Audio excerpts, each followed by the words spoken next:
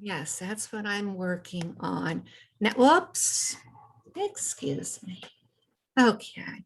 Now know that, yeah, I'm recording, but I am pretty sure once we start the movie and then I go to post our recording online, I'm pretty sure that the movie segment will be blocked because of legality things. So yeah, we'll just have to see how that pans out. Okay, welcome everybody this morning. No matter who you are or where you are in life's journey, you are welcome here.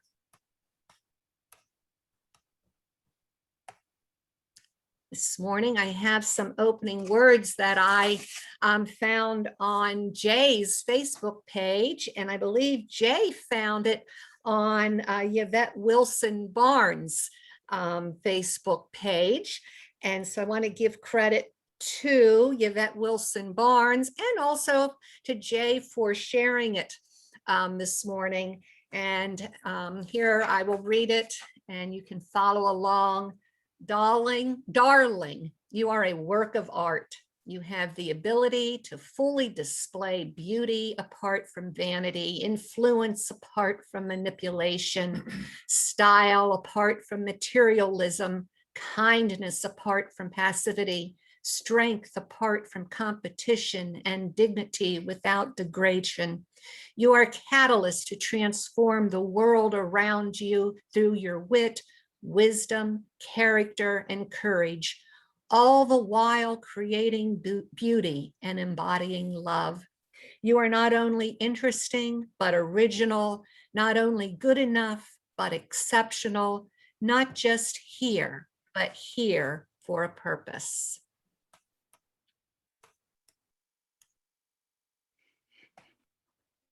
Few announcements before we begin this morning. Tomorrow at 2:00 p.m., we will be headed to Haven Homeless Shelter to deliver the food that we collected last weekend. And let me tell you, it is a carload, 2 carloads that we will be delivering. Nancy had delivered a carload earlier last week. So please join us, meet us there, show our support as SVES in supporting the homeless shelter there at Haven. We are going to be closed Sunday, May 30th. It is Memorial Day weekend, so everyone enjoy that holiday.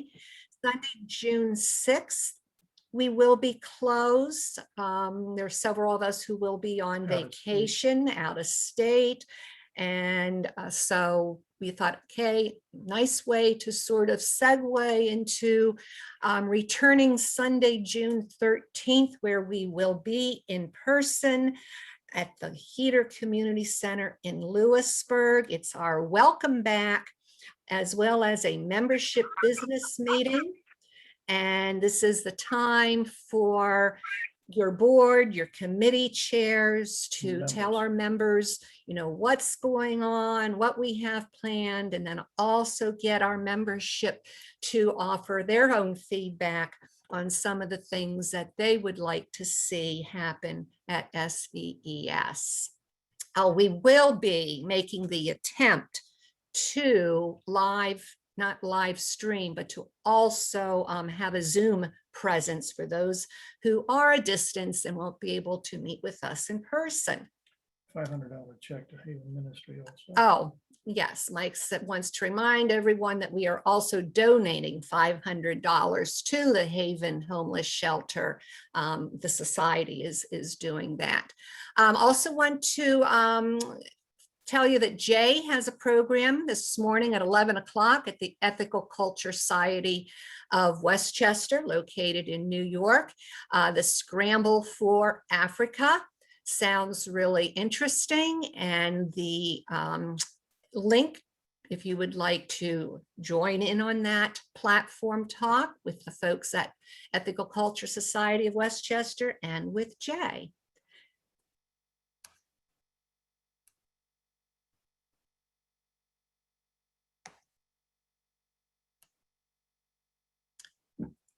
We're here this morning to deepen our sense of the meaningfulness of life, to shine light on the ideas with which we guide our choices, to give us courage to take the higher path and to get to know one another in appreciation of each one's unique and incomparable worth. And together, we work for a world where love and justice cross all borders.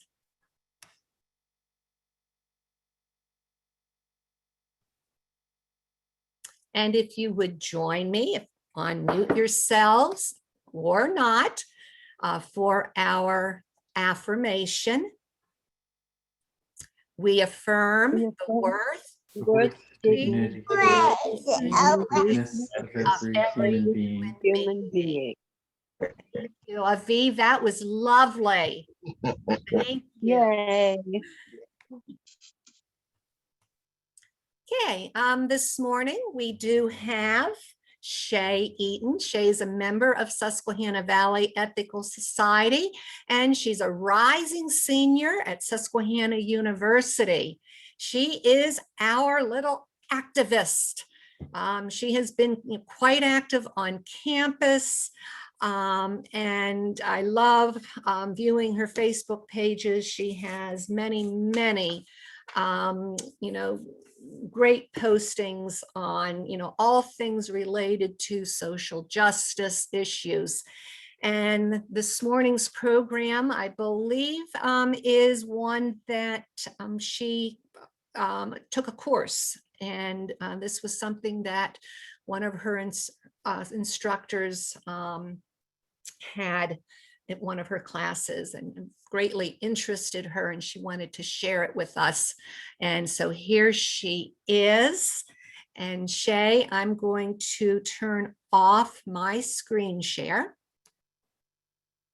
And we're going to welcome you this morning, and it's all yours. Hello, good morning, everyone. I hope you all are doing pretty well. Before we start the documentary, I do want to ask one question before we watch this, and that's how many advertisements do you think you see and hear each day? You can just speak up, but just an estimate. Okay, anywhere, like television, billboards, Facebook, anywhere. How many just in general advertisements do you think you see each day? 100. I would say the average, like my average on a day is probably about 300 to 4. Well, in the documentary, in the very beginning, she kind of opens with that question and gives you the answer. And I think you'll be actually surprised on how many advertisements we are subjected to daily, including radio and so forth, even ones that we don't think we are paying attention to. But the reason why advertisements can be so pervasive is because we never really process it subconsciously. It's all processed subconsciously. So that's why a lot of these advertisements, depending on how they sell and how they present themselves, can really pervert our culture and viewing of certain demographics. Another question I want to ask is, do you think advertising influences the kinds of products you buy? And if yes, how? And then if you don't think so, explain why you think you're able to resist it.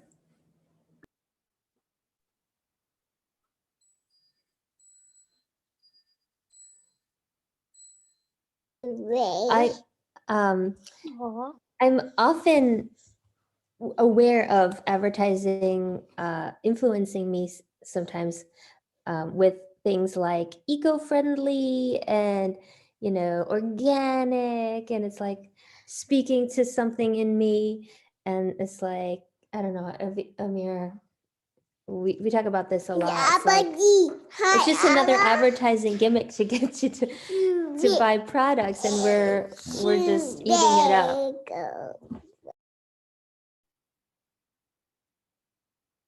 Yeah, I often find myself, especially with beauty products and, you know, the very young models that are used who, you know, and they're advertising getting rid of wrinkles. And it's like, oh, come on now. You know, I find myself being quite skeptical of, you know, those ads. And probably, I will say I do not buy makeup because I've seen an ad. And in the day of the pandemic and mask, I haven't bought any makeup for a very long time. And so suits me just well. Yeah, and then my final previewing discussion question, I guess, is in your own personal viewpoint, what do you think it means to be a strong woman? And do you think that strong women are always feminists, or can there be strong women who aren't feminists as well?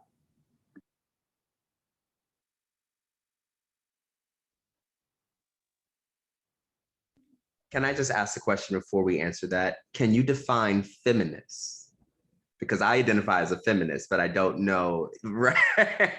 So I want to be very careful about that ideology. Yeah, and maybe this can be another group thing. Like personally for me, I describe a feminist as someone who is wanting the equality of the sexes, including men. Men also, when I took gender psychology, we learned how the patriarchy also oppresses men in some ways, especially with how certain aspects and traits of men are put on. And it's can be very limiting to the masculine experience. So being a feminist doesn't mean just for women. It also means fighting for men who are victims of that oppressive patriarchy themselves. So whether it's a weird dichotomy because the men who are oppressed by it also enforce it. So, but we're going to focus on this. Does anyone themselves have a specific definition of feminist that they would like to share? No, I think Shay, your definition thing, you know, covers it for me. And I'm going to like to go back to what you asked about what's a strong woman. I think a strong woman in our culture is willing to put her expression of herself out there, her opinions, her thoughts. She moves in the world freely without being constrained by, you've got to smile, you've got to be nice, you've got to dress a certain way, you've got to act a certain way. But it blows past that and is not stopped by stereotypes that are often forced on females. Yeah, and in the chat, there was a mention of a woman can be strong and not a feminist, and that's the second part of the question that I asked. Do you think strong women are always feminists, and do strong women only have to be feminists in order to be strong women? Which I disagree with in some ways, but it also depends on how you define as strong, because other people define that separately. And I think that's where sometimes communication on this topic can really differ. But just to not waste time and to continue, we can start the documentary. Just think of those questions while we go ahead. And then at the end, I have a few reflection questions. Give me a quick second. I'm gonna go ahead and do the video. Wish me luck.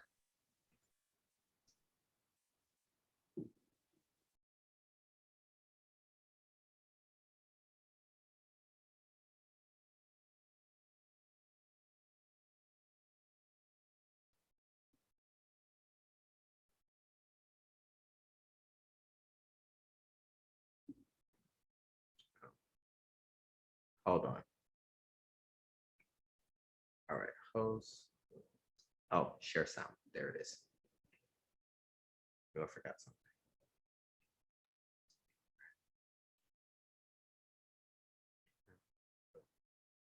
Is too fat. Even some of the editors of fashion to add.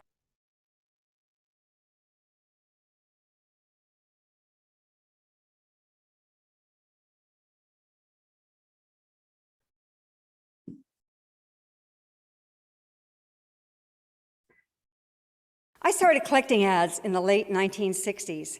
Many aspects of my life led to this. My involvement with the women's movement, which was just taking off then, my interest in media, some experiences I had as a model. I didn't intend to create a career, let alone launch a field of study, but that is what happened. I was just paying attention to ads like these. Feminine odor is everyone's problem. Made for a woman's extra feelings, which presumably are located in her armpits. It sure is a load off Roy since I lost 59 pounds. Or this version, I'd probably never be married now if I hadn't lost 49 pounds, which one woman said to me was the best advertisement for fat she'd ever seen. If your hair isn't beautiful, the rest hardly matters. Honey, your antiperspirant spray just doesn't do it. Your guy, another reason for my doll.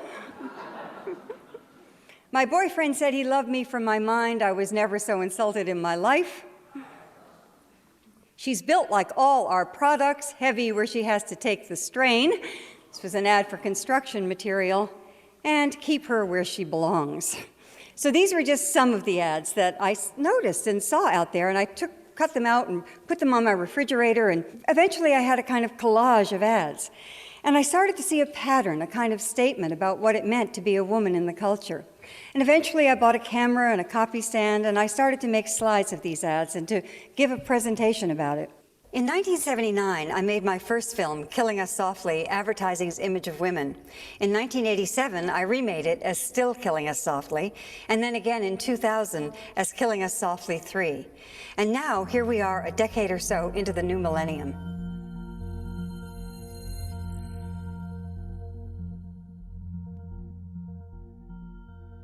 Sometimes people say to me, "You've been talking about this for 40 years. Have things gotten any better?" And actually, I have to say, really, they've gotten worse. The biggest change is that I'm no longer alone, that there are now countless books and organizations, websites, films, other people who are working on these issues. Now, I focus on advertising because I've always considered it to be a very powerful educational force. It's an over $250 billion a year industry, just in the United States. The average American is exposed to over 3,000 ads every single day and will spend 2 years of his or her life watching television commercials, just the commercials. The ads, as you know, are everywhere. Our schools, the sides of buildings, sports stadiums, billboards, bus stops, buses themselves, cars, elevators, doctors' offices, airplanes, even on food items like eggs.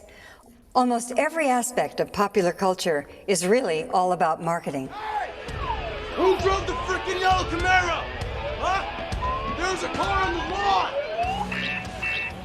Advertising is more sophisticated and more influential than ever before, but still just about everyone feels personally exempt from the influence of advertising.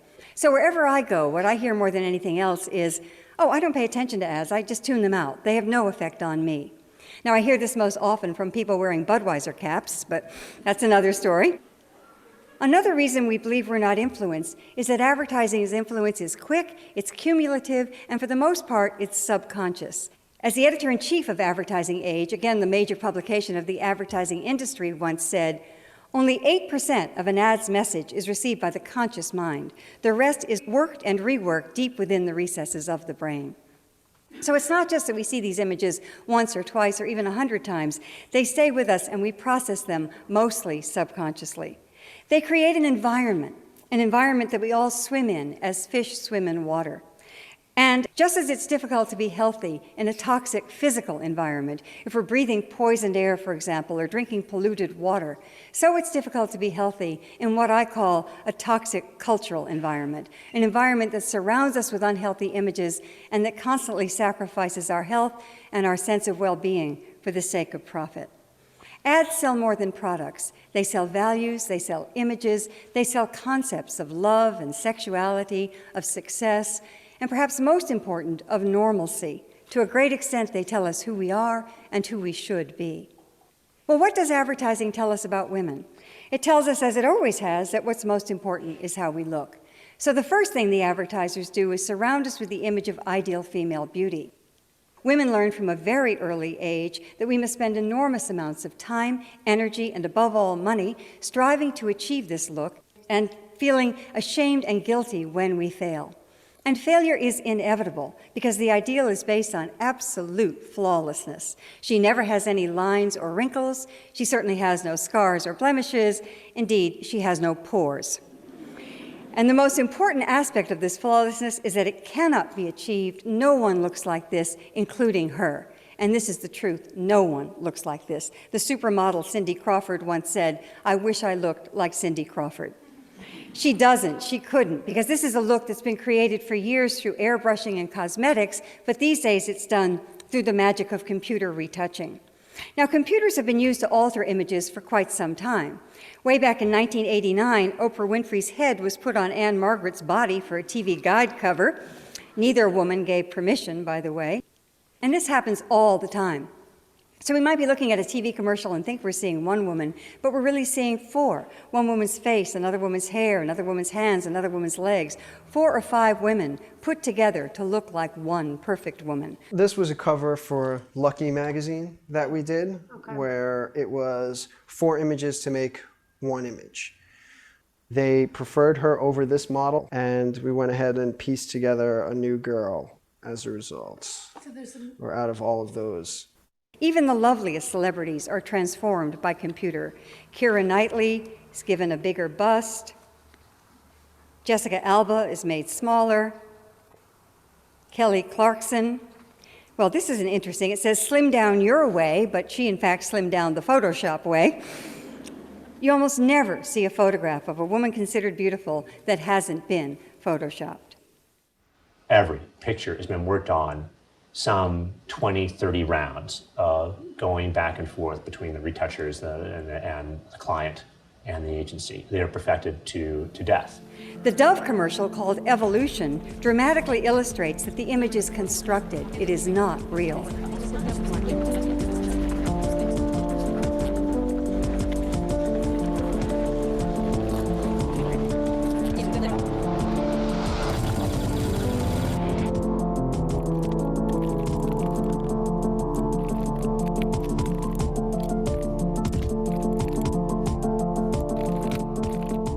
So the image isn't real, it's artificial, it's constructed, but real women and girls measure ourselves against this image every single day. It's an impossible ideal for just about everyone, but it's absolutely impossible for women who aren't white. Women of color are generally considered beautiful only if they approximate the white ideal. If they are light-skinned, have straight hair, Caucasian features, even Beyoncé had her skin lightened for this. But how often do we see an image like this? Black women are often featured in jungle settings wearing leopard skins as if they were exotic animals. Now, the research is clear that this ideal image of beauty affects women's self-esteem. How could it not? And it also influences how men feel about the very real women they are with. When men are shown photographs of supermodels in studies, they then judge real women much more harshly. We all grow up in a culture in which women's bodies are constantly turned into things, into objects. Here she's become the bottle of Michelob. In this ad, she becomes part of a video game. And this is everywhere, in all kinds of advertising. Women's bodies turned into things, into objects. Now, of course, this affects female self-esteem. It also does something even more insidious. It creates a climate in which there's widespread violence against women. I'm not at all saying that an ad like this directly causes violence. It's not that simple.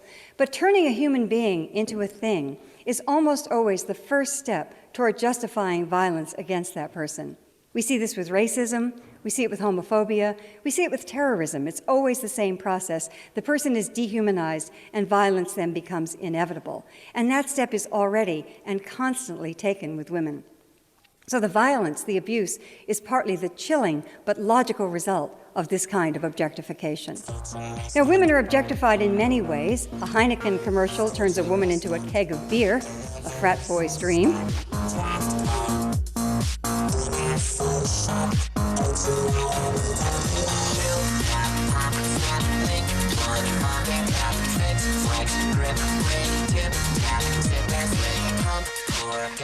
Women's bodies are dismembered in ads, hacked apart. Just one part of the body is focused upon, which of course is the most dehumanizing thing you could do to someone.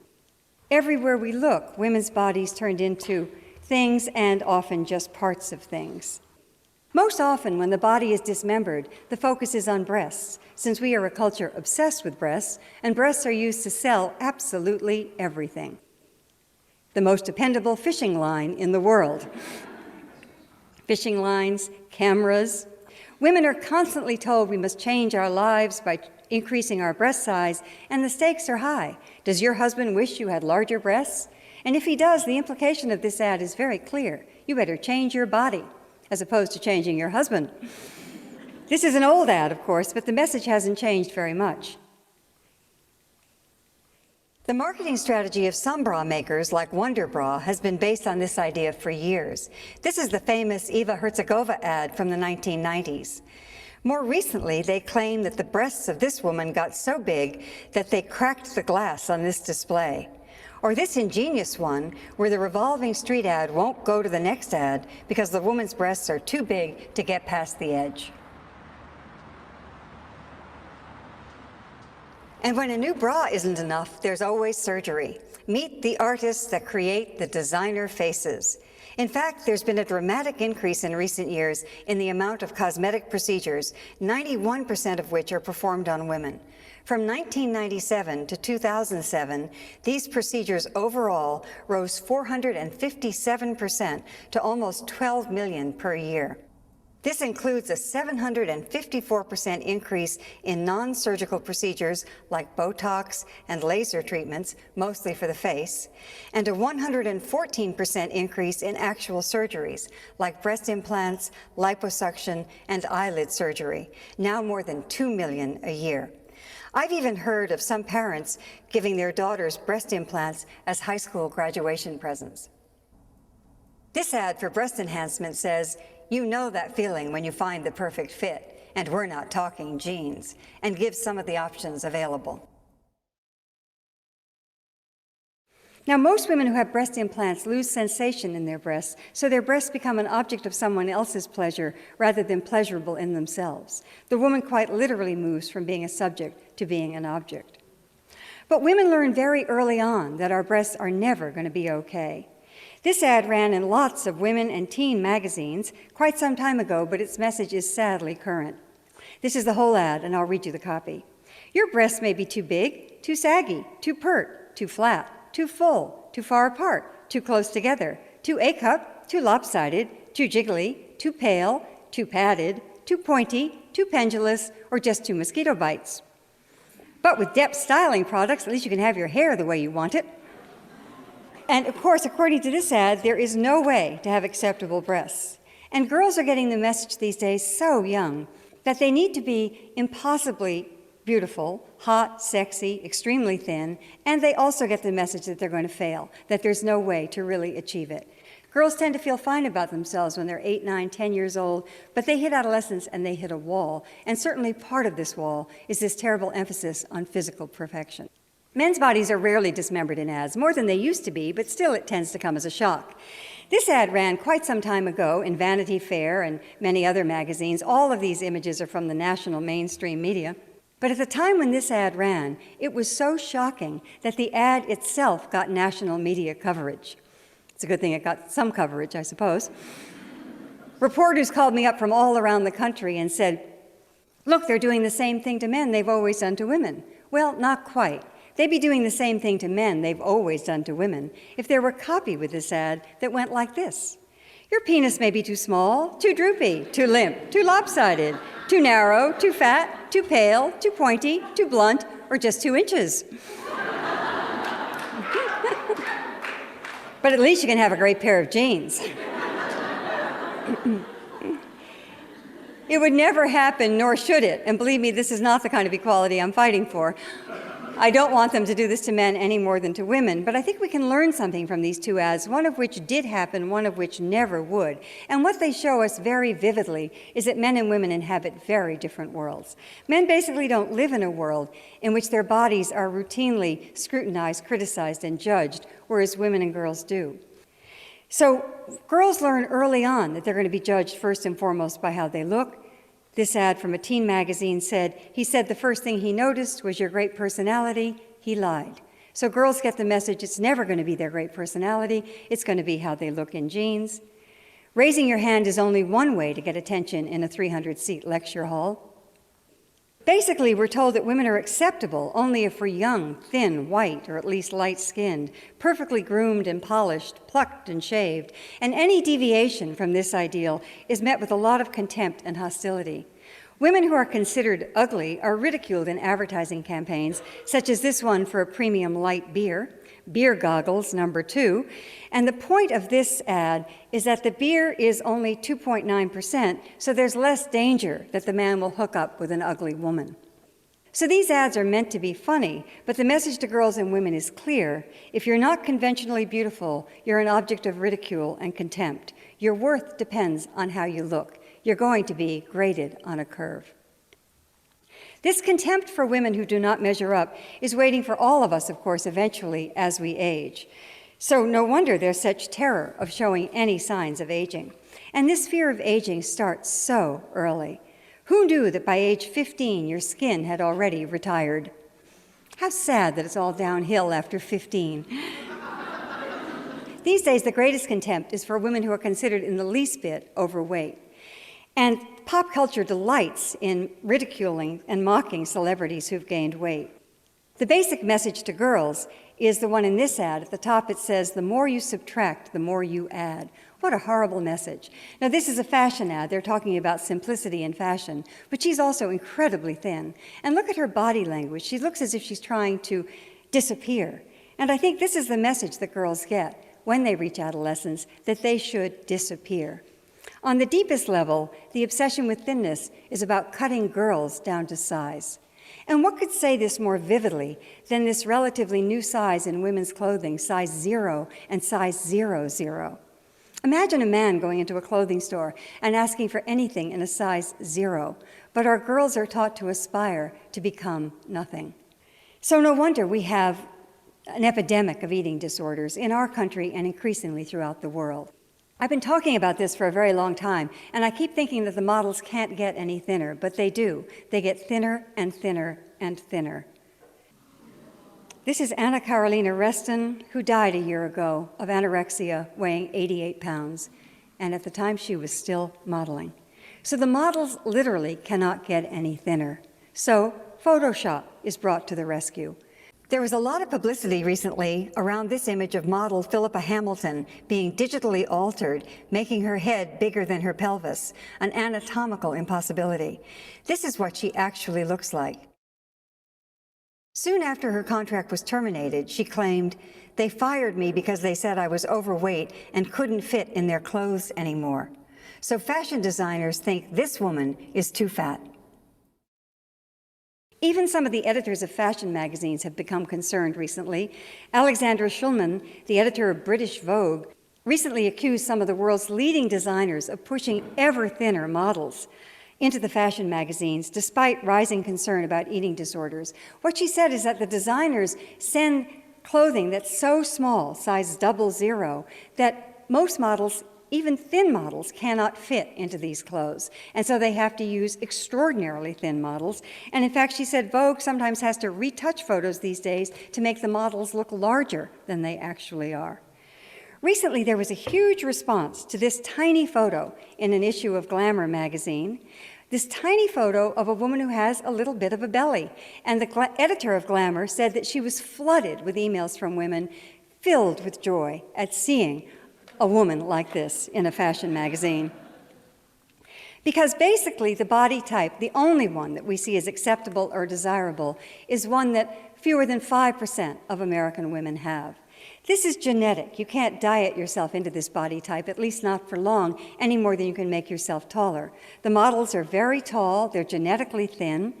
They pretty much have V-shaped bodies, broad shoulders, narrow hips, long legs, and usually small breasts. When the models have large breasts, almost always they've had implants, because this is a body type that doesn't usually come with large breasts. There's nothing wrong with this. It's a body type, but it excludes about 95% of all women. Most women are more pear-shaped, heavier through the hips and thighs, but we literally never see that body type as acceptable or desirable in advertising or anywhere in the popular culture. Some ads today seem to encourage unhealthy attitudes, even eating disorders. Exercise was her appetizer, fast food her main course. And compulsive exercising is often a sign of an eating disorder, and certainly exercising in order to eat junk food is a sign of trouble. Beauty knows no pain. This ad actually suggests that if you're in pain because of squeezing yourself into tight clothes, the solution is to take a drug. And celebrities often make things worse. Lady Gaga said recently, "It's all about starvation. Pop stars don't eat." Now, this was Lady Gaga. She was probably being ironic. But Kate Moss recently created quite a controversy when she said, "Nothing tastes as good as skinny feels." There are exceptions, however. Kate Winslet has been outspoken about her refusal to allow Hollywood to dictate her weight. When British GQ magazine published this photograph of Winslet, which was digitally enhanced to make her look dramatically thinner, she issued a statement that the alterations were made without her consent. And she said, "I don't look like that, and more importantly, I don't desire to look like that. I can tell you that they've reduced the size of my legs by about a third." Bless her heart. One result of this focus on thinness is that women are bombarded with ads for products that promise weight loss, ranging from diets such as Jenny Craig to drugs that promise a quick and dramatic impact.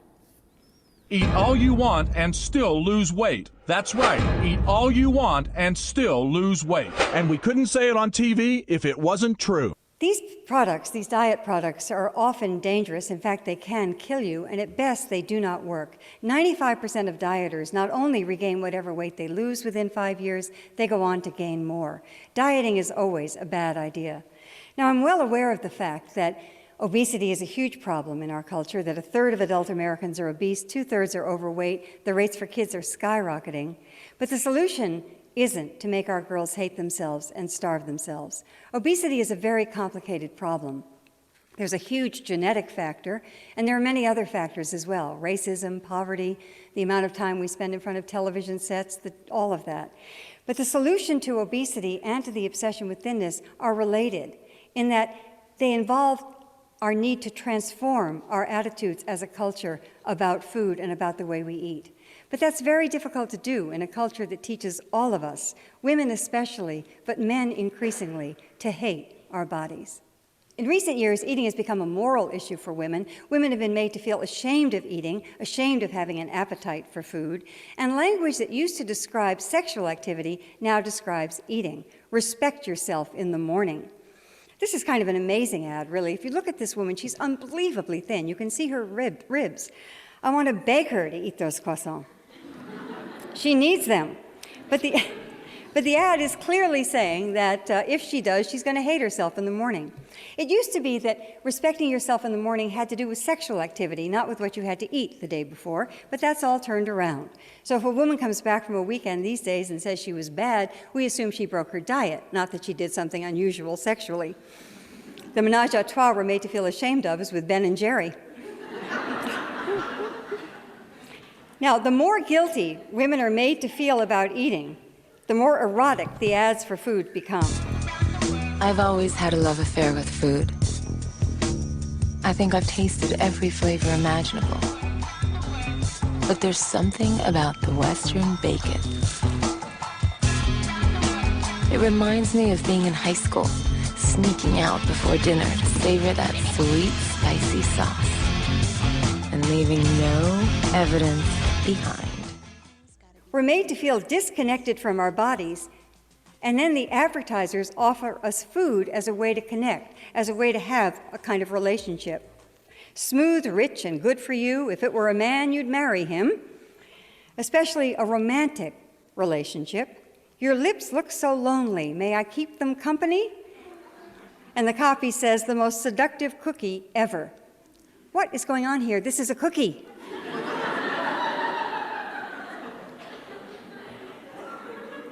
Watch TV with your arm around the one you love. It's not your partner. It's your bag of Cheez-Its. This is so beefy, your husband might get jealous. And if your husband is jealous of the pasta, I think you have bigger problems than this. But after all, no man will make you this happy. Sometimes food is sold quite deliberately as a substitute for sex. You don't unwrap it, you undress it. Again, a candy bar.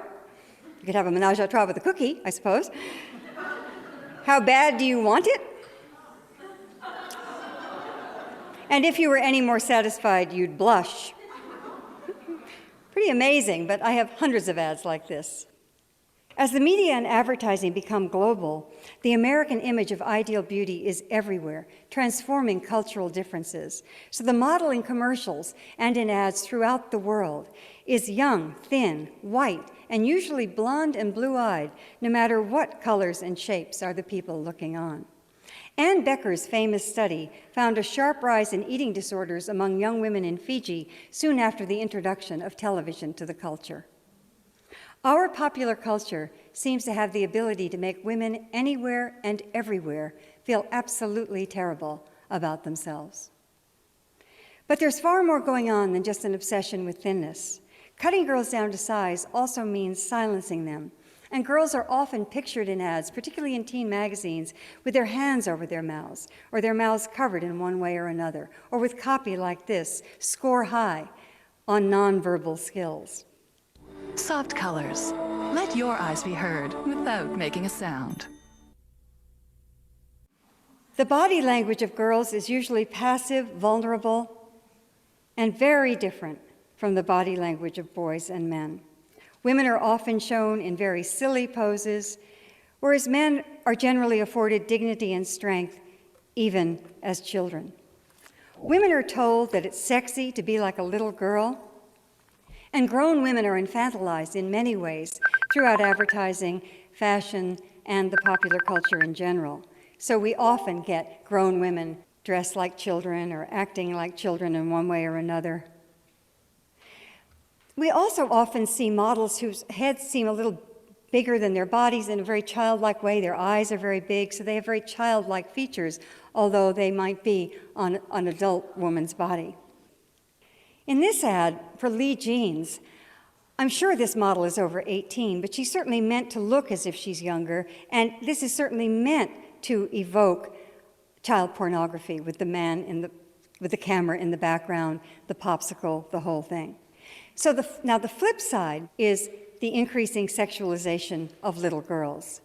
And I started talking about this way back in 1979 in the first version of Killing Us Softly, and this was one example that I used then, Love's Baby Soft because innocence is sexier than you think.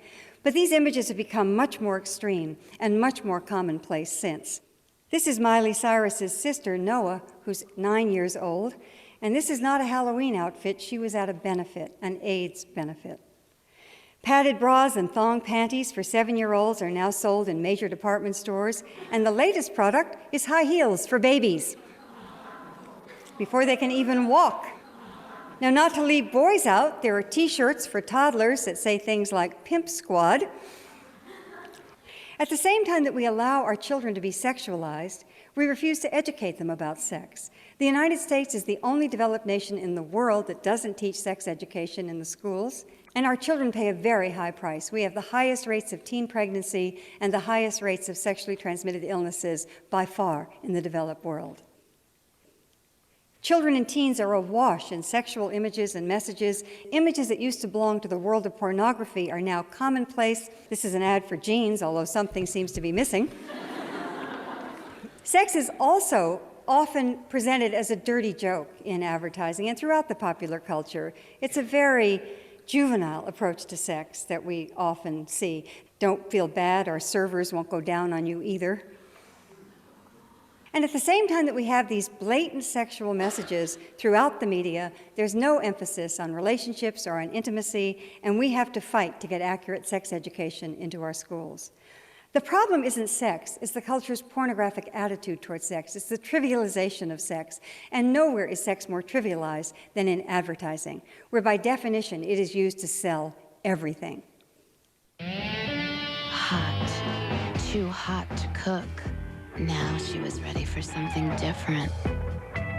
Noodle bowls from Uncle Ben's. One could argue, oh, sex has always been used to sell everything, and to a great extent that's true. But it's far more extreme and far more graphic and pornographic today than ever before. This new Burger King ad for the Super 7-incher. You know, people often say to me, you know, you're reading too much into these ads. I don't think I'm reading too much into this, or this either, for that matter. The truth is that sex is both more important and less important than our culture makes it out to be. It's more important in that at its best it has meaning and mystery and emotional power, and it's less important in that it is by no means the most important aspect of life or of love. But a visitor from another planet who just looked at our popular culture would have to come to two conclusions. The first is that sex is really the only thing that matters. And the second is that sex and sexuality belong only to the young and beautiful. If you're not young and perfect looking, you have no sexuality. And I think the ultimate impact of that is profoundly anti-erotic, because it makes people feel less desirable. It certainly makes women feel less desirable. How sexy can you be if you hate your body? And I don't think it does wonders for men either. Sex in advertising is also relentlessly heterosexist. Gay men barely exist outside of publications targeting them, and the portrayal of lesbians almost always comes straight from the world of porn. Haagen-Dazs. Too much chocolate.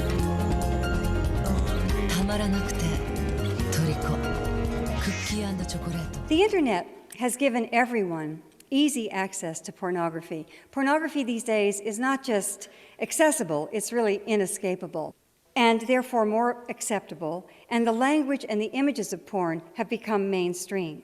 Porn has become cool, edgy. Lauren Phoenix, star of scores of porn films, sells tube socks to teens in American Apparel ads, and porn queen Jenna Jameson has launched her own fashion line. Young celebrities emulate the porn stars. Here we have Miley Cyrus doing a pole dance at a music awards ceremony. So girls are encouraged to present themselves as strippers and porn stars, to wear thongs, which basically are G-strings, to remove their pubic hair, to send nude photographs of themselves to their boyfriends via their cell phones, to be sexually available while expecting little or nothing in return. As girls learn from a very early age that their sexualized behavior and appearance are often rewarded by society, they learn to sexualize themselves, to see themselves as objects. They're encouraged to see this as their own choice, as a declaration of empowerment, to reframe presenting oneself in the most cliched and stereotypical way possible as a kind of liberation. You have the right to remain sexy, but what this really is saying is the right to be an object, to be passive, to have your sexuality defined in a rigid, shallow, limiting, and cliched way. When the culture offers girls and women only one way to be sexy, it can hardly be considered an authentic choice to choose it. Advertisers always find ways to turn any movement for radical change into just another way to push a product.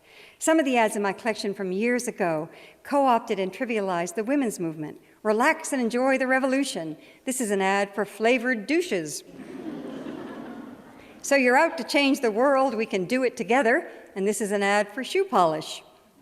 Most notorious of all, of course, was the Virginia Slims campaign with the slogan, "You've come a long way, baby." And what we learned is that women who smoke like men die like men. Feminism as individual self-expression is more likely to sell baubles and Botox than it is to do what we set out to do so many years ago, which is to change the world. Now, I want to be very clear that there is nothing wrong with wanting to be attractive and sexy, Just about everybody wants this. What's wrong is that this is emphasized for girls and women at incredibly young ages to the exclusion of other important qualities and aspects. Being hot becomes the most important measure of success. Echo Denim. Hot girls make great clothes. It's the hottest thing to ever come out of Taco Bell. Elsa Benitez is hot. And this extremely superficial and limited definition of sexiness makes most women feel insecure and vulnerable and much less sexy. In 2007, the American Psychological Association released a report concluding that girls exposed to sexualized images from a young age are more prone to 3 of the most common mental health problems for girls and women: depression, eating disorders, and low self-esteem. In spite of all the graphic sexual messages in the media that urge girls and young women to be hot and sexy, there's still a powerful double standard with very different rules and consequences for females and males. Girls are constantly told by the popular culture that they should be sexy but innocent, experienced but virginal. As many of us know, this is tricky. This ad kind of exemplifies that. It's an ad for BMW. There's this very young girl, really, and the copy says, "You know you're not the first." Females have long been categorized as either virgins or whores, of course. What's new is that girls are now supposed to embody both within themselves.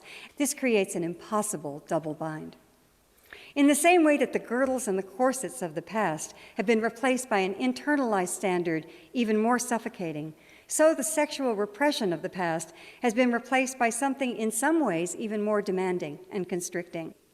But all of these sexual images aren't intended to sell us on sex. They're intended to sell us on shopping.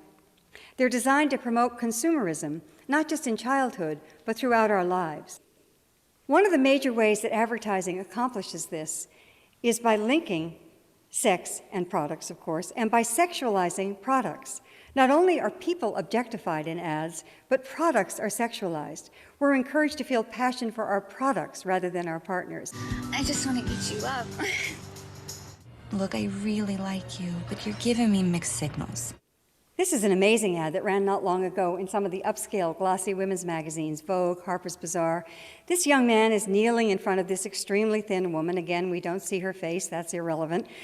Her pubic hair has been shaved into the Gucci logo. He is worshiping Gucci. She has morphed into Gucci. So this is a prime example of the way that products are sexualized, people and products become the same, as is this. Now, another thing that has changed dramatically in recent years has been the increase in ads that objectify men. So we certainly do see many more ads, not nearly to the extent that we do with women, but we see many more ads than we did before of men as sex objects. But there's a world of difference when men are objectified and when women are objectified. When men are objectified, they generally are bigger, stronger, more powerful. When women are objectified, we're more fragile, more vulnerable, less powerful. But more important, there really aren't consequences for men as a result of this objectification. Because men don't live in a world in which they're likely to be raped, harassed, or beaten, or at least straight white men don't live in such a world, whereas women and girls do. A much more serious problem for men is that masculinity is so often linked with violence. And boys grow up in a world in which men are constantly shown as perpetrators of violence, as brutal. They grow up in a world in which they're encouraged to be tough and insensitive. You talking to me? Well, this is a joke, of course, but this is also a baby. And certainly boys still get the message early on that talking, communicating, is seen as a weakness in men often. Do you want to be the one she tells her deep, dark secret to, or do you want to be her deep, dark secret? Well, the ad is, of course, saying to the man, you want to be her deep, dark secret. But the truth is, if you're a man who wants an intimate relationship with a woman, and most men do, you better be the one she tells her deep, dark secrets to. Because it's impossible to have an intimate relationship, a successful one, without being vulnerable, without communicating. So this ad is actually a kind of blueprint for a disastrous relationship. So the image of men is certainly distorted too, but in a very different way from the image of women. But the negative and distorted image of women deeply affects not only how men feel about women, but how men feel about everything that gets labeled feminine in themselves.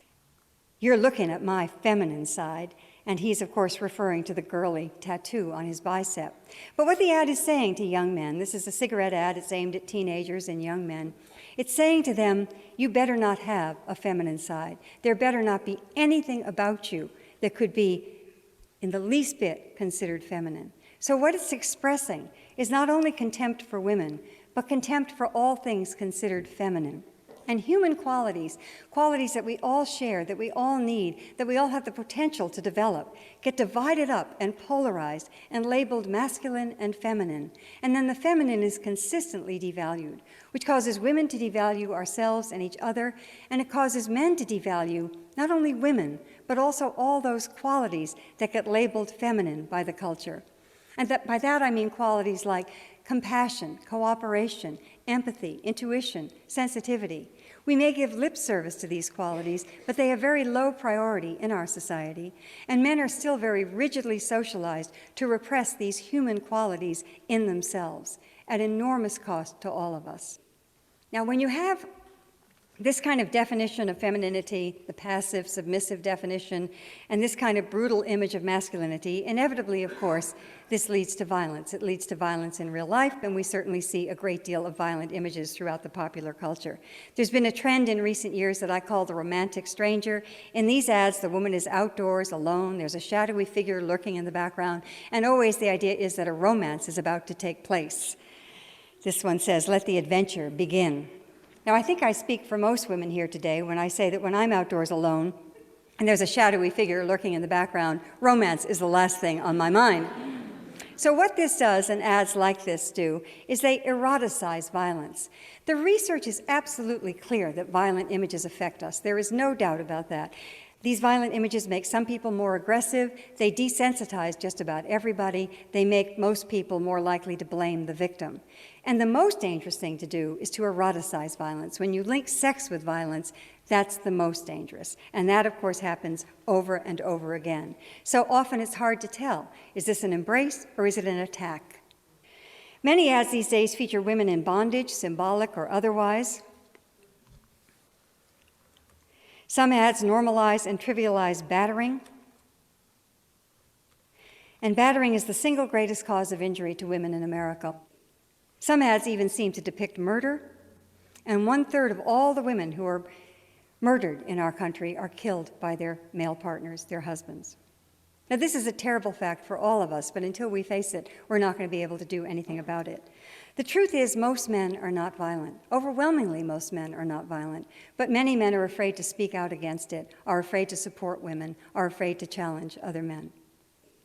So what can we do about all of this? Well, the first step is to become aware, to pay attention, and to recognize that this affects all of us. These are public health problems that I'm talking about. The obsession with thinness is a public health problem. The tyranny of the ideal image of beauty, violence against women. These are all public health problems that affect us all. And public health problems can only be solved by changing the environment. We need a lot of citizen activism, education, discussion, media literacy. We need to work together to change the norms and change the attitudes. People often ask me what gives me hope, given how long I've been doing this and how little has changed. As I said before, I feel hopeful because I'm no longer alone. And I'm hopeful because there have been some signs of progress around the world. Some things have happened that I wouldn't have believed possible 30 or 40 years ago when I was first talking about this and trying to get people to take it seriously. In Madrid in 2006, the fashion industry said they would stop using models below a certain body mass index. Recently, Brigitte, Germany's most popular women's magazine, announced that it's going to stop using professional models entirely in its pages and will only use real-life women instead. And very recently, politicians in the European Union have proposed a series of measures, including labeling digitally altered models, encouraging diverse and healthy body sizes in all models, and teaching media literacy in the schools. And it's important to encourage and support such steps. But we also need to find other ways to disrupt the stories that advertising tells us about ourselves and our relationships. Advertisers will never voluntarily change because it is profitable for them when we feel terrible about ourselves. So we must speak out, protest, speak up. This is not censorship. This is more free speech. Some groups have defaced ads in order to shock people into awareness. This was a billboard that said, "Expect everything," and it was changed to read, "Expect misogyny." Of course, I would never advocate such a thing, you understand. But most important is to get involved in whatever way moves us to change not just these ads, but these attitudes that run so deep in our culture and that affect each one of us so deeply, whether we're conscious of it or not. The changes have to be profound and global, and they'll depend upon an aware, active, and educated public, a public that thinks of itself primarily as citizens rather than primarily as consumers. It can be frightening to speak out, to stand up in this way, but as more and more people, men and women, find the courage to do this, the environment will change. And what's at stake for all of us, women and men, is our ability to have authentic and freely chosen lives. Thank you very much.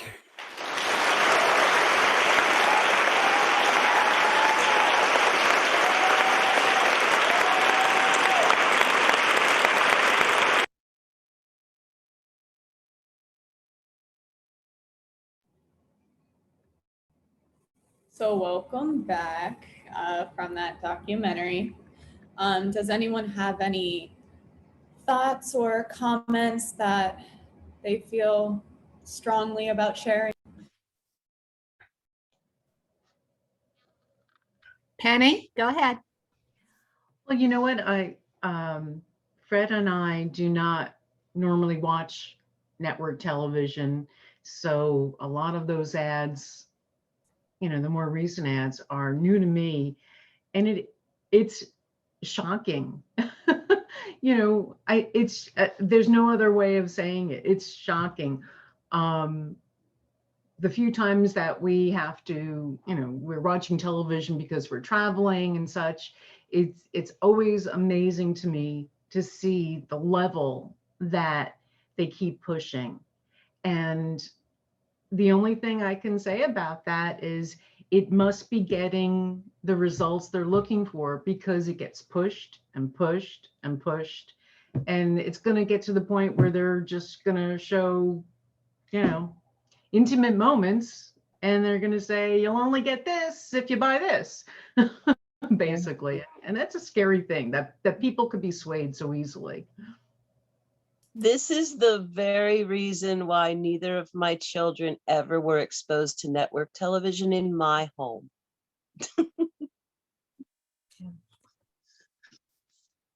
Unfortunately, you know, they're seeing it in other places, billboards, magazines, you know, Facebook. I mean, you name it, it's out there. You know, as I was watching, I was thinking about my granddaughter. And, you know, I find myself, I'm very conscious of when I relate with Adelina and not, you know, bringing attention to body type, to, you know, thinness or, you know, dress. You know, I'm concentrating on Adelina as a person, you know, the activities she's involved in, you know, and yeah, and leave all of that other stuff, because I don't want her to think that her body type is what makes her Adelina. I was, oops, sorry, Mike. No. Marcus. Okay, Nancy first, then Marcus. I would, the issue of sexualizing children really started sinking in with me in the Britney Spears era. After that, pop star, you know, hit media, the way she dressed became also in size 2T.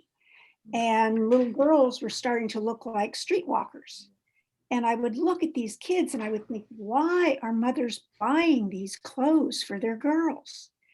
And it's just something that, you know, I took note of, you know, as a result of what's out there and what people want to emulate. I have one granddaughter who's a young teen that I think tries to emulate this skinny, long-haired, pouty lip look entirely too much, and it is definitely something that concerns me. And I agree with everything that woman gave an amazing presentation, and absolutely agree with it. Very difficult to fight against it, but being aware is something that's very important, and it really needs to be brought out to the young people who are growing up through schools today, so they have something to defend themselves with when they see these images, that they are not ugly, they're normal. So I think her presentation was just amazing. Marcus? Yeah, I agree with Nancy, and I find it interesting. I mean, I'm not totally sure who these ads are targeted to, in the sense that I think women absorb, of course, we all absorb these messages. Excuse me, one second.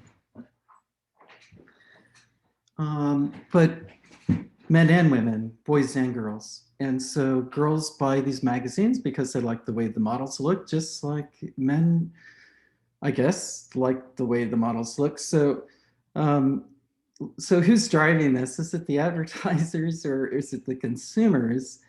Or is it just the way our brains, is it a genetic, this is what attracts us as human beings? And so I think it's kind of a tricky thing. And I think that also the presenter did a good job of saying, it's not men versus women. It's just, these are the messages that society is absorbing. But I do find that when girls absorb these messages as this is what the ideal body looks like, or this is how you should behave, that's especially damaging. Yeah, I agree. And one of my questions for after this documentary is, how does American culture define femininity and masculinity? And do you think these definitions are universal, or do you think they vary from place to place?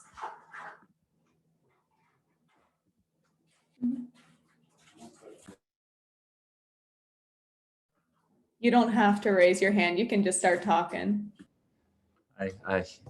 Yeah, I was just thinking too of what Marcus said, that I kind of feel like the psychological becomes sort of political for me in some of this stuff, because I do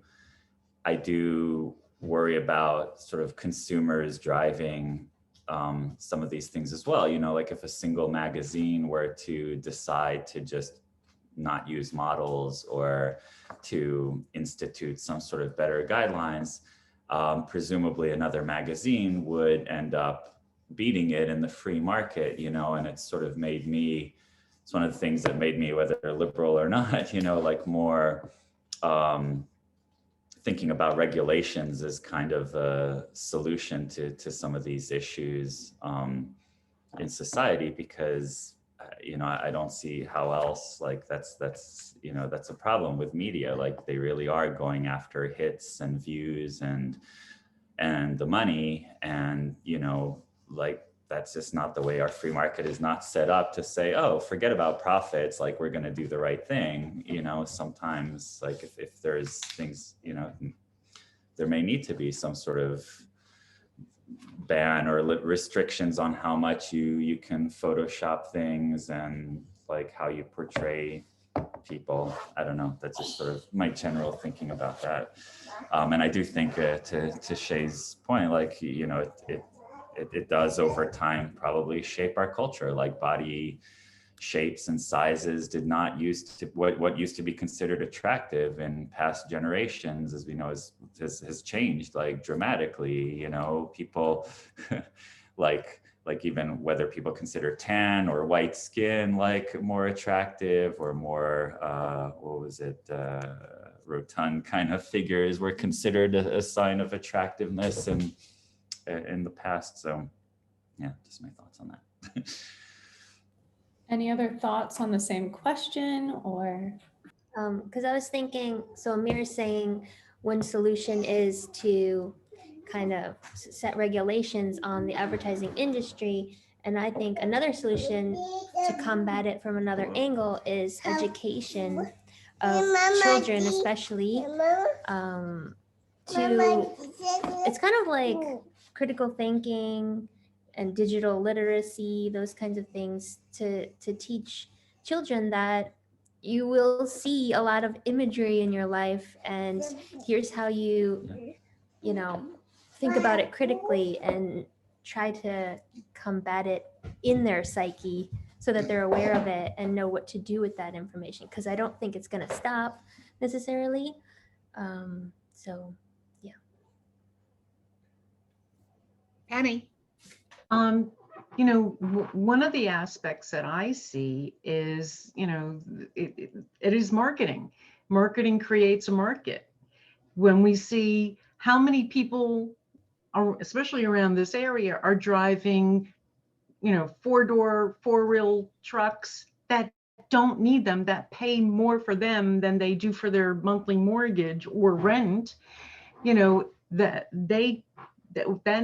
need was created. And I think education and regulation is certainly the way to get the marketing and advertising, contained a little bit, because that there was no need for those things. I mean, it's a simple idea. That's why I'm presenting this truck thing that we all rail against. You see these people buying trucks that they can't even fit into their garage. So how much sense does that make? It's really pretty obvious. And the sexualization of children, I put on the chat thing that, the first time I saw makeup targeted for children was probably 12 years ago, when I was shopping around for my stepdaughters. And I was just, I literally stood in the store and just stood there watching it. like, is this real? Am I understanding this correctly? And that opened up my eyes to all of this. And it's just, the devil advertisers. Anyway, that's it. Marcus? I just had one other thought, which is maybe the way to combat this, or at least to provide a counterbalance, is not really focusing on women, but actually what does it mean to be a man, and what is masculinity? Because I think that that seems to be sort of a driving force as to, well, this is what a man is, so a woman has to be subservient and basically a sexual object. So maybe another way to sort of combat this sort of thinking is to say, well, what is a man? Do you have compassion for others? Do you, is violence glorified? And, is that a good thing or a bad thing? And so maybe if there was rejection on the part of the male part of the species, then maybe these images wouldn't be so pervasive. Mm. Yeah, good point there, Marcus. Yeah. I sort of see, Rick, go ahead. Yeah, You're muted. There we go. Madison Avenue, they'll take anything that starts out wholesome, say like the hippie movement, or like even nowadays, the green movement. They see a potential to make money on what we, hey, we want to be green, so they'll advertise this product as green, or what, that Madison Avenue is going to find that little thing that's going to put an earworm in us or whatever. And it's just, like I said, it's birth of a horse's ass advertising. It's evil.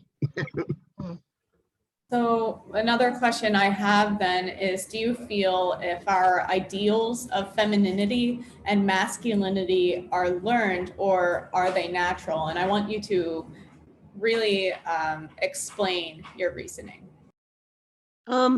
Okay. The whole time that I was watching this, I come right back to my roots as a biologist.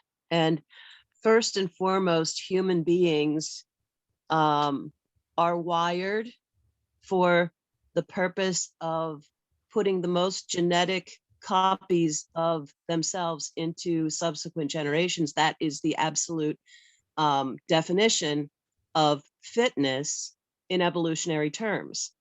So therefore, the favorability of males of the species to procreate with females of the species who look fertile, who look like they're going to bear their offspring, put their genetic stuff into the next generation, is totally subliminal to them anymore. It was just something that evolution favored. Therefore, women with red lips, they're healthy. Women with big breasts, they can suckle their newborns successfully. If they have long, shiny hair, they're probably in good health. They're more fertile. If they're youthful, they're more fertile. It all comes down to, you know, the concept and the I'm looking for a word now, the perception of fertility. And for females of the species, they looked for the male that was going to be a good provider, because he had to be tall with good eyesight, no glasses, no little squeeby guys, because they could not provide they couldn't bring back the food to sustain her while she was nurturing the young that they produced. It's all kind of funny when I look at advertising in that way. It's almost so, it's predictable, and it's funny because it's so it's just like such a con game from between the genders, whenever it comes down to a game of how much sex can we get, how much can we attract a mate. And that's what this is all based on, is evolutionary principles of how much we can get sex and how successful that sex can be. And it's so indirect. It's so subliminal. I mean, we don't go out there and look at these ads and say, wow, this guy's going to be a good provider, or this woman's going to be very fertile. It's all about the sex that gets you to that point, because that's the major number one drive. Thank you, Kim. Thank you. Gang, we are a little over time. How about I'm gonna, close out, and then anyone who wants to stay on for a few more moments, Shay, is that okay? Maybe till, let's go like till 11 o'clock. Anyone who wants to stay on up, that point can do so. So let me get us to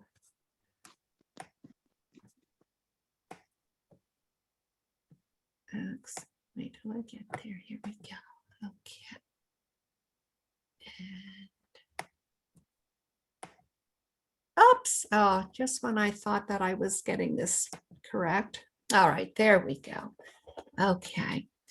So I want to end this morning, and as I said, any that want to stay on till about 11 o'clock to continue can do so. I'd like you to go create justice, create love, be the way to peace, be the truth of peace, be the light of peace. Go, be the power in the human spirit. And just a reminder, the next 2 Sundays we are closed, but I hope to see everyone, and on Zoom also, the 13th back at the Heater Center.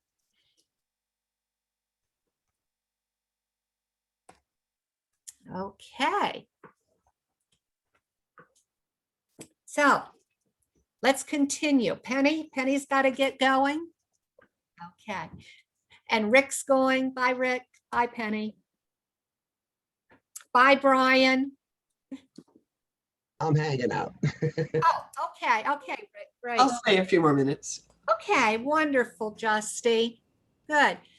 So, as I was, one of the things that, and I think it's because of my education background and because I work with kids, I do see a lot of this being educational, introducing not the depth of the program we had, but getting kids to be able to think critically.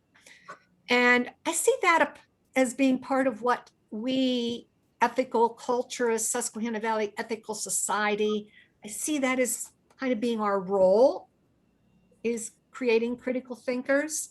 And so as we develop our children's ethical education programs, and which we're opening up in September, these are things I hope we will do as we work with our children, and getting them to see the healthiness of their bodies and being healthy, and not being concerned about body image, but rather who they are and what they like to do. And yeah. Anyone else?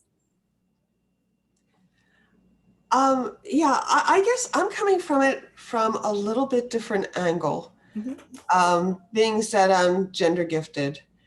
So my mother thought she was raising a female. My mother never considered herself a feminist, but if you knew my mother, you would probably say she out-feminist a feminist. Because, well, when she got married to my father in 1957, she was 40 years old. It was her first marriage. It was my father's first marriage too. He was 42.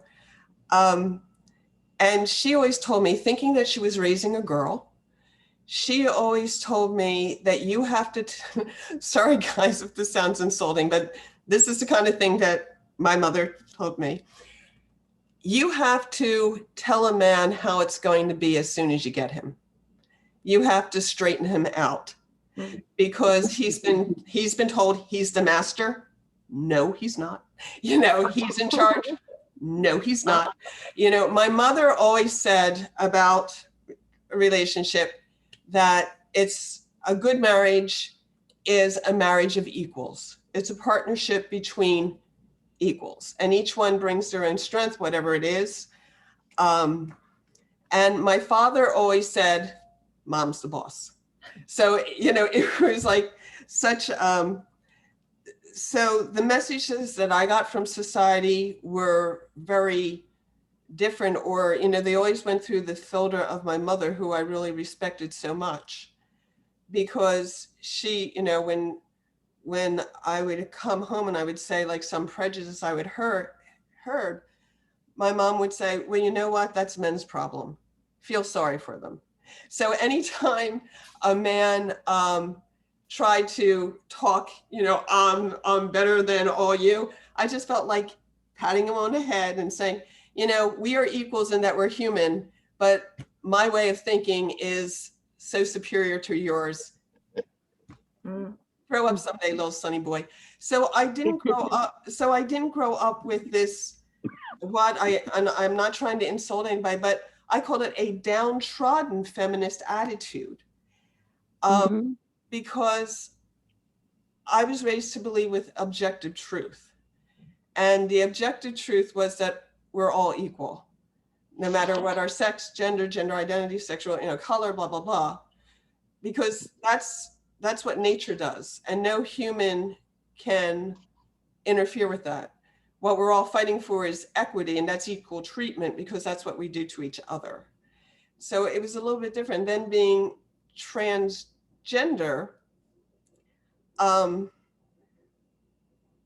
well, when all my friends in school were watching The Partridge Family and kissing the Tiger Beat pictures of David Cassidy, who played Keith Partridge, I was like, how can I get away with kissing the picture of Laura, Susan Day, who plays Laurie Partridge? So, so looking like a female, men treated me like a female. But being a female, I have to be careful, because when I see a really sexy ad with the breasts and everything, I feel the male feelings, and like what Kim was saying, these things are all evolutionary and biologically speaking. So, I always thought, well, if feminists want to get men not to notice their bodies, they're fighting a losing battle, because this is evolution. This is, bringing people together. But what really disturbed me, I mean, the kind of shows that I've been watching recently, I don't buy the magazines. So I think lots of these, the Gabbana ads and these things come from magazines. But this channels that I've been watching lately, most of the commercials are medical commercials, and it's like, okay, buy Botox for fighting wrinkles.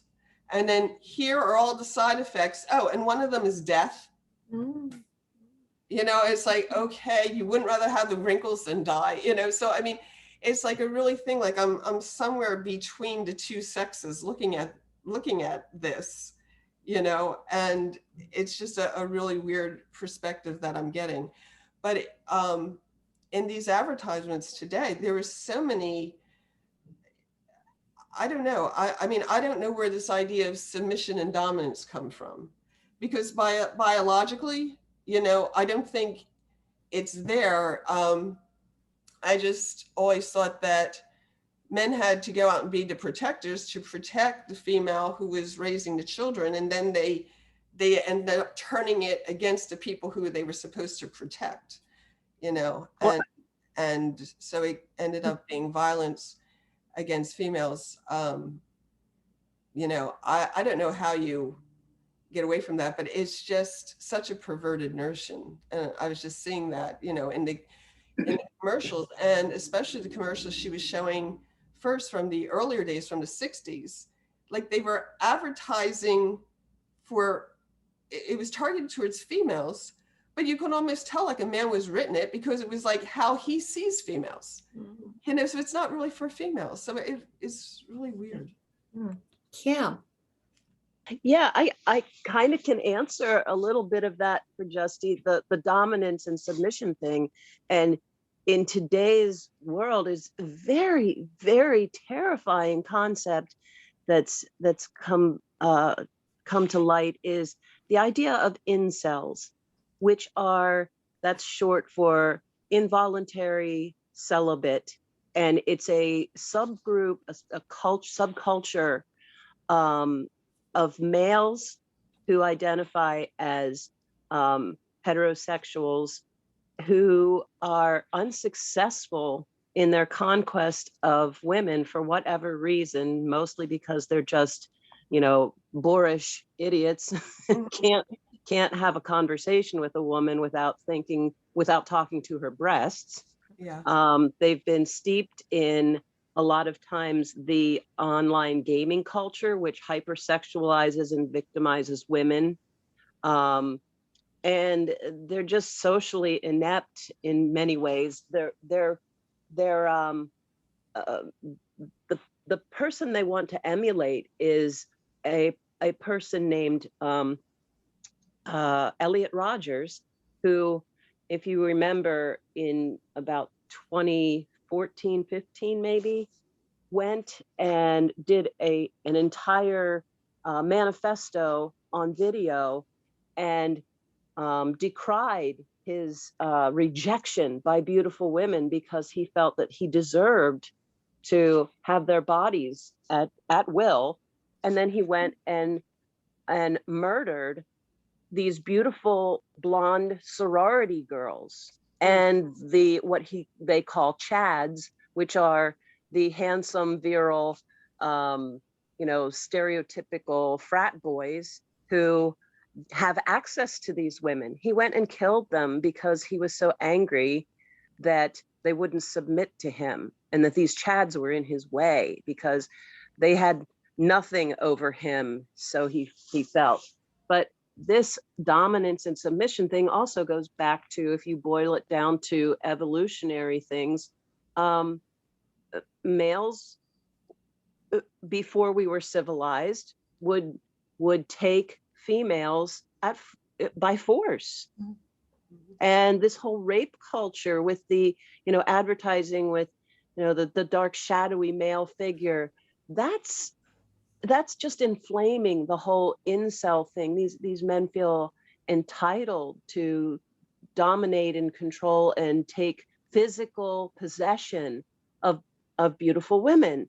And it's just, to me, I've read some of the forum that these incels keep, and they actually go online and in these chat rooms. I didn't go to their chat rooms, but they plot revenge and violence against women who they feel are dismissive of them. It's really very frightening. I mean, it's a whole movement of these people, these incels, and they're just scary. They're just scary. Yeah. And this advertising just promotes it. Some of the stuff I saw too, like Penny said, it was shocking to me because I don't adhere to any kind of, I don't see network advertising, and I don't look at magazines like that. And what I see online is bad enough that comes to me as targeted advertising because I've looked for, I don't know, a pair of sandals, whatever. I mean, sexualize my feet. Come on, give me a break. Yeah. Gee, yeah. Does anyone else have a share before we say goodbye this Sunday morning? Shay, do you have some final thoughts for us? Some things maybe that you, and when you took your course, your class on the, and you had this issue, was there anything that came about from that? Yeah, I mean, I do see both your points, and I know like the advertising is really perpetuates violence, but she does say that it's not just the advertising, it's not that simple. A lot of times our mistakes with some of this is trying to point at an easy thing to get rid of, to solve the problem completely, and that's not how this works. This is societal, and on a lot of points of culture, like the advertising climate, is also perpetuated by ourselves, since we are consumers and that's what they're going towards.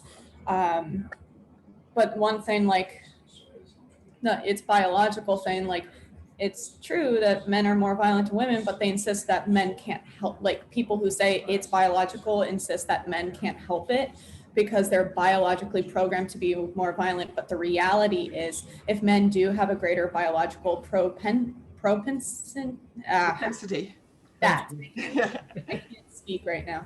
Toward violence, shouldn't we do everything possible to work against that? Like getting rid of the violent movies or action films, like violent images, by teaching them techniques for overcoming violent tendencies. We should get rid of the whole boys will be boys attitude. We should also start raising our boys in ways that are more gender neutral as well. I think if we just adopted gender neutral ways of raising children, eventually a lot of these problems we see with just being one or the other on the feminine and masculine line and spectrum will diminish eventually. I also think that there are many ways we as humans can overcome the difficulties of biology through culture and technology. For example, we are born without fur, but we create clothing for warmth and protection. There's other examples too, but it's not just nature and it's not just nurture, it is both. This is like a classic argument, but psychology, more recent psychological studies that we went through in my gender psychology class says that it is both, and it's actually culture and society has a bigger impact than just nature. Oh, I would never say, men will be men or boys will be boys. Sometimes I say boys will be pests and men will be monsters, but that they, that we should do something in the society to make it okay for them to be human and to be humane and to show, I don't like saying male qualities or female qualities, they're human qualities, and being that more compassionate self. And maybe if they could manage that, maybe more of these guys would be more attracted to females. Yes, yes, yes, Justy. Yes, thank you. Thank you, Shay. This was a real, an excellent program that you shared with us and learned so much. And I think that you're going to give us, this has given us something to think about beyond today. And probably we'll want to revisit this topic and maybe even try to implement some things in our children's education program. And, hopefully some folks would like to help us with that. Okay, well, I say have a great rest of your Sunday and hopefully see you again in 3 weeks. And love you all. A big wave. Thank you so much, Shay. Yeah. Bye, Thank you. everybody. Bye-bye, Kimmy. Bye-bye. Bye. Bye. Still on?